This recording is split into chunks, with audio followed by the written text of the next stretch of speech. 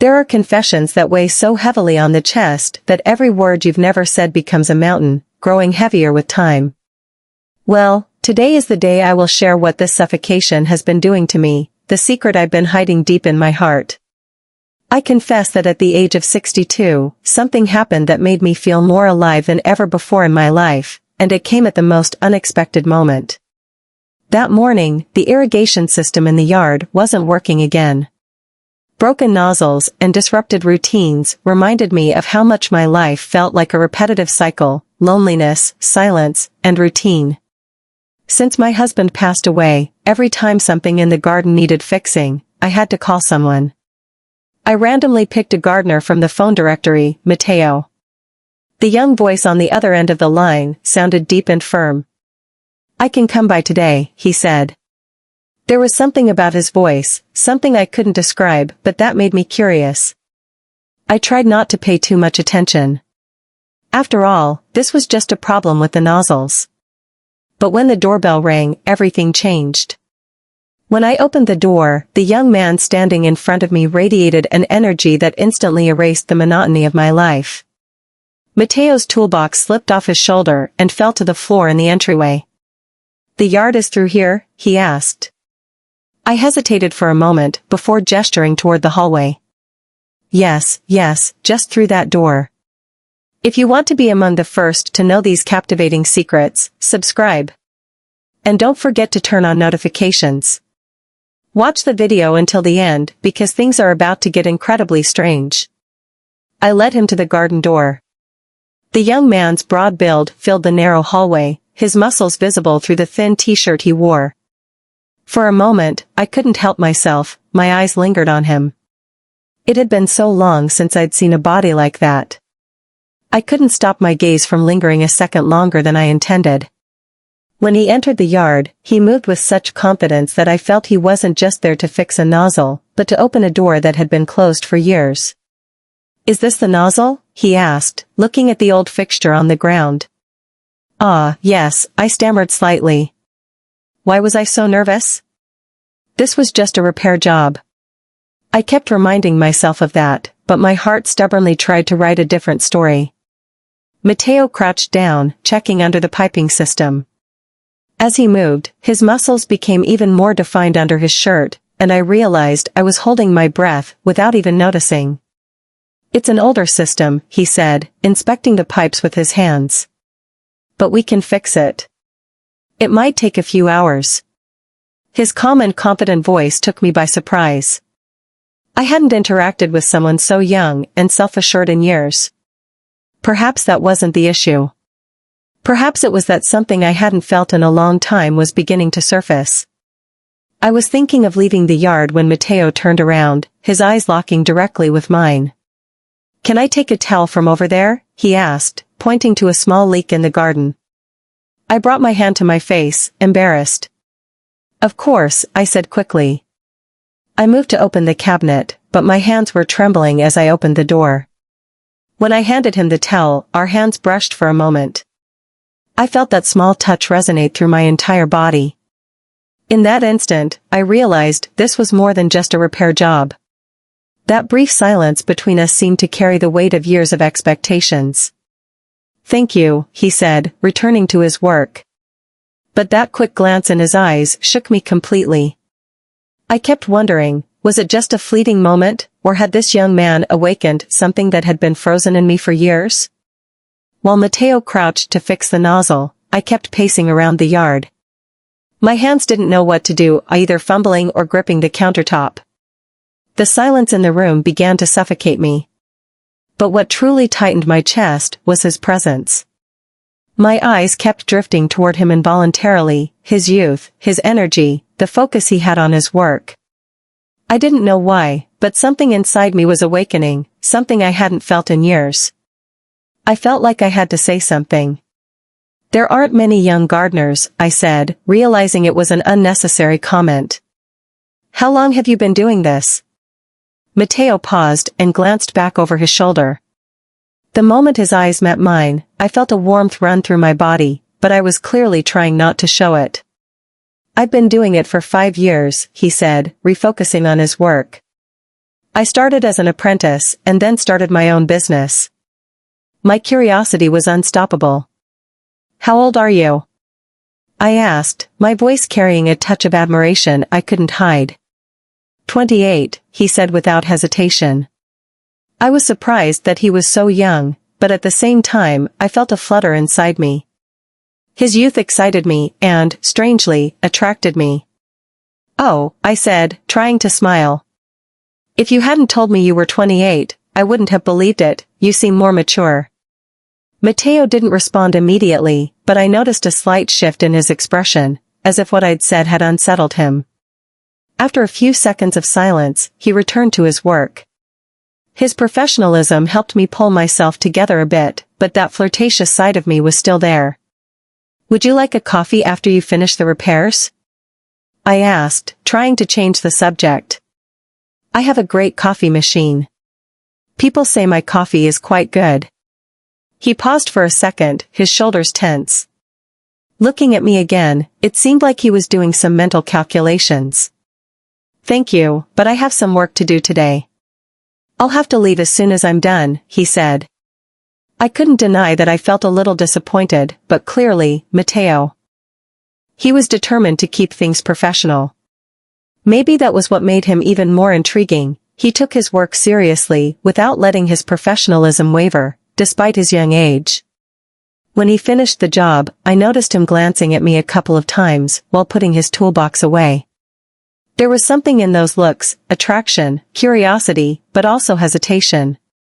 All set, he said, hoisting the toolbox onto his shoulder. The irrigation system should work fine now. If there's any issue, just give me a call. Of course, I will, I said, holding onto the doorframe. Thanks for fixing it so quickly. I guess that's the advantage of youth. This time, he smiled slightly, but still didn't let go of his professional demeanor. He walked to the door, paused for a second as if he wanted to say something, but didn't. He simply nodded and left. It felt like a bond was forming between me and that young man, something that should never have happened. But I didn't know where it was all headed. All I knew was that, for the first time in a long time, my heart was racing. I couldn't help but wonder, was this just a gardening issue, or had this young man entered my life to change something? The next morning, I scrolled through my phone, searching for Mateo's number in my contacts. My heart was racing. Hello, Mateo, I said, adding a touch of desperation to my voice. I think the nozzle you fixed is acting up again. I'm so sorry, but could you possibly come back? Mateo's voice was as professional as ever, but he hesitated for a moment. Of course, I'll bring some spare parts with me this time so we can fix it for good. I'll be there in about an hour. I thanked him, and when I hung up, a strange wave of excitement spread through me. This time, I wanted to somehow be more prepared but, at the same time, appear unprepared. As I rummaged through my closet, my hand reached for my favorite black lace robe, just something comfortable, I tried convincing myself. But I knew it wasn't working. When I looked at myself in the mirror, the doorbell rang. I took a deep breath and opened the door. Mateo's eyes darted over me for a fraction of a second but quickly composed himself. He had his toolbox with him, along with some extra piping parts. Hello, I said, acting as though my outfit was completely normal. I hope I'm not bothering you too much, this nozzle is driving me crazy. Mateo avoided my gaze and headed toward the patio door. No problem, he said. This time, I'll fix it for good. I followed him into the yard. As he bent down to fix the nozzle, I couldn't help but notice every movement of his body. His hands were quick and skilled, but he seemed a bit more tense. Does this kind of thing happen often? I asked, trying to fill the silence. The thin fabric of my robe brushed against my skin, making me feel even bolder. I mean, do things you fix often break again? Mateo didn't look up as he replied, sometimes. But this time, I'm sure it'll be fine, I have all the parts one might need with me. How thoughtful of you, I said, giving him a slight smile. I suppose you're really good at your job, even for someone so young. As he reached for the nozzle, my hand lightly brushed against his arm. Mateo froze for a moment but then went back to work. He didn't even look at me, but I could feel his tension. "I'm just trying to do my job," he finally said, his voice a bit quieter. There was silence for a while. His distant attitude made me even bolder. As he bent down to inspect a pipe beneath the nozzle, I briefly touched his back with my hand.